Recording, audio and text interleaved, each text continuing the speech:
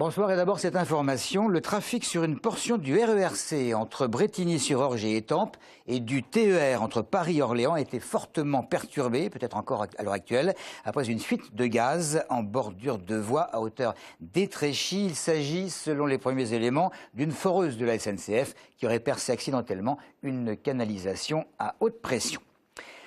C'est le comité départemental de basketball de l'Essonne qui organise le tournoi Euro-Essonne. Vous le savez peut-être, dans les arènes de l'Agora à Évry. La France rencontrera le Canada, ce sera demain à 20h45, la Turquie samedi à 20h, l'Espagne dimanche à 16h. Hier soir, durant l'entraînement, l'équipe féminine de basket a reçu la visite de Valérie Fournéron, la ministre des Sports et de la Jeunesse, ainsi que celle de la ministre des Droits de la Femme, Nadja Vallaud-Belkacem. Et Aurélie Colombel, bien entendu, était sur place. Un entraînement un peu particulier pour les braqueuses. Deux ministres, Nadja Vallaud-Belkacem et Valérie Fournéron, sont venus encourager les sportives à 10 jours du début du championnat d'Europe. L'occasion de s'appuyer sur leurs derniers bons résultats pour valoriser le sport féminin.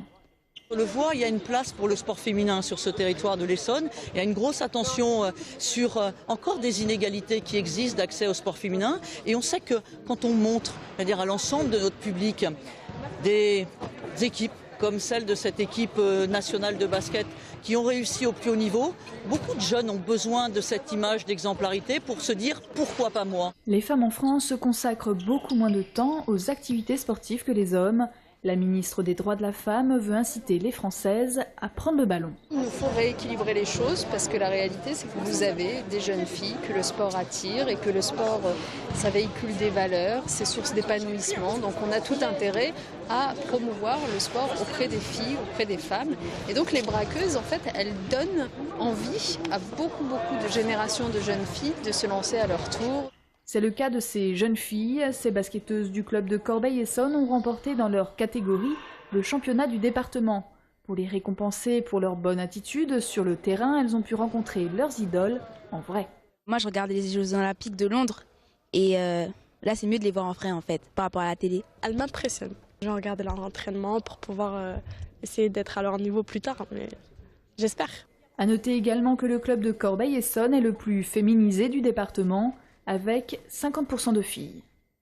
10 milliards d'euros par an uniquement via la fraude fiscale sur la TVA. C'est le chiffre que donne Nicolas Dupont-Aignan qui prépare un rapport sur cette fraude. Le député maire de Hyères, président de Debout la République, promet d'ailleurs que son rapport devrait secouer la classe politique. Une réaction essonnienne à la suite de l'agression hier d'un jeune militant d'extrême gauche attaqué qui se trouvait jusqu'à présent en état de mort cérébrale et qui est décédé il y a environ 1 heure. Celle de Jean-Vincent Placé, le sénateur d'Europe Écologie Les Verts, déplore ce qu'il a qualifié de droitisation extrême de la vie politique en appelant à apaiser le débat. Les agresseurs présumés du jeune homme d'une mouvance liée à l'extrême droite ont été interpellés. Dur pour les fumeurs, les prochaines augmentations qui se profilent, c'est le Figaro qui l'a révélé. Il serait sérieusement envisagé une hausse de 20 centimes du paquet de cigarettes au 1er juillet, suivie 3 mois plus tard d'une autre hausse de 20 centimes. Bref, 7 € le paquet pour en principe faire baisser la consommation. Qu'en pensent justement les accros essonniens? C'est une belle hypocrisie, pour moi, selon moi. Fumer tue, il faut l'enlever la cigarette, mais cependant, il faut respecter les fumeurs. C'est pas normal. Hein. De toute façon, même que ça augmente, les cigarettes, ça va le vrai fumeur, un bon fumeur, il fumera toujours. Je trouve que pour l'entretien de la santé, de la vie humaine, c'est une bonne chose, en fait. C'est pour dissuader. Je pense que ça ne change rien. Les gens vont continuer à fumer. Augmenter, ils jouent sur la misère ils se réussissent sur la misère ou le vice des gens. Le problème où il est, c'est un business. Les cigarettes, c'est un business. Ils n'en ont rien à foutre qu'ils crèvent ou ils ne crèvent pas. On doit trouver d'autres solutions au niveau du financement du coût des activités médicales. Et peut-être que les fumeurs devraient payer plus cher, oui. Mais leur traitement, pas leurs cigarettes. Ça va pas aller, quoi, parce que ça va faire une révolution et non, c'est pas bon. Les gens ils vont aller les chercher dans les pays étrangers, je pense. Ils nous font, non, c'est abusé, on n'a plus le droit de fumer, on n'a plus le droit de rien faire. Et toutes nos tentatives dans le département pour avoir une réaction des buralistes ont échoué. Il faut dire qu'ils font état de presque 10% de recul des ventes de cigarettes au premier trimestre dernier. Retour à la politique pour dire que le nouveau secrétaire du PS à Corbeil sera désigné ce soir, à la suite de la démission de Laurent Chartier. Et puis à droite, Françoise Briand, ex-députée de la 7e circonscription, ex-députée, et qui a reçu l'investiture de l'UMP, lance un appel au rassemblement des familles de droite et du centre pour les municipales. L'école maternelle Saint-Vrain, qui compte une centaine d'élèves, se bat à présent contre la fermeture différée d'une classe l'an prochain. Les parents d'élèves se mobilisent pour éviter cela et porter l'effectif des classes à plus de 30 élèves. Une double manifestation est d'ailleurs prévue le 18 juin avec un blocage de l'entrée le matin et même une occupation le soir. Laetitia Jeanne, la présidente locale de la Fédération des parents d'élèves, devant la caméra d'Audrey Coll. On se manifeste vraiment parce qu'on est dans notre bon droit et on est dans la légitimité. C'est-à-dire que le quota de fermeture était à 94 enfants. Or, on était déjà à 98 quand ils ont décidé cette fermeture différée. Alors que c'est injustifié. Quand on a rencontré l'inspectrice de circonscription, elle nous a sorti que finalement ces seuils c'était quelque chose qui pouvait varier, quoi. Rien n'était fixe. Première nouvelle.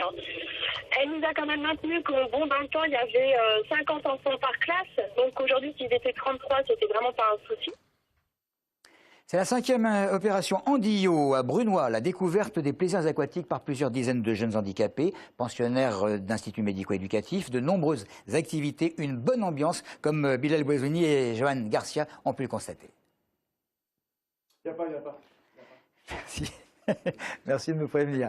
La Soleil-Chartreux se met à l'heure gauloise ce soir dans le parc face à la mairie. On tentera d'avoir le reportage précédent, probablement dans l'édition de demain. Vous serez transporté dans le passé, donc à Soleil-Chartreux, grâce aux comédiens de l'association Saut et Lumière, qui vous propose un spectacle humoristique où s'enchaînent les surprises. Et Maxime Lemaine a pu assister aux derniers préparatifs.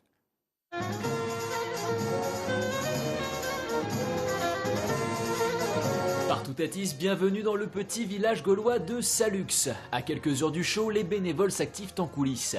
Rien ne doit être laissé au hasard, car le spectacle Son et Lumière de ce soir est l'aboutissement de plus d'1 an et demi de travail.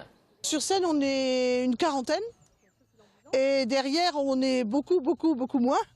Donc on demande la participation de tout le monde, même des gens qui sont sur scène, pour déplacer certains décors ou certaines pièces d'accessoires ou de décors. Voilà. Et on peut dire que l'association a fait les choses en grand pour plonger le spectateur à l'époque gauloise. Un ébéniste a même mis la main à la pâte pour fabriquer les huttes.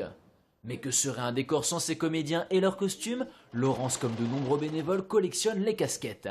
Elle a participé à l'écriture. Ce soir, elle sera sur scène en tant que comédienne, mais auparavant, elle apporte la touche finale à quelques vêtements confectionnés pendant plusieurs mois avec une couturière professionnelle.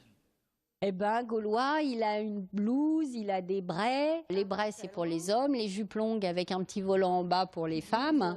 Alors après, on a quelques interventions un petit peu bizarres et étranges dans ce thème-là. Donc, on a un gendarme de Saint-Tropez qui a son vrai costume. On a des Dalton qui ont leur vrai costume. Le scénario écrit par l'association Saut et Lumière ne s'appuie pas sur des faits historiques avérés. Il s'agit avant tout d'amuser les spectateurs dans un esprit festif. Un pot de l'amitié sera d'ailleurs organisé à la fin de la représentation qui commence à 22 h ce soir. 2 autres représentations auront lieu demain soir et samedi soir à 22 h. Sachez que le détenu de Fleury-Mérogis, qui il y a tout juste 1 an s'était évadé en profitant d'une permission de sortie pour un tournoi de basket auquel la ministre de la Justice d'ailleurs assistait, ce détenu, il a été arrêté en début de semaine alors qu'il s'apprêtait à cambrioler un appartement à Paris. Puis je vous rappelle les perturbations de trafic que j'évoquais en début de journal sur le RER C entre Brétigny et Étampes et puis du TER entre Paris et Orléans. Voilà pour l'info. Merci de nous avoir suivis.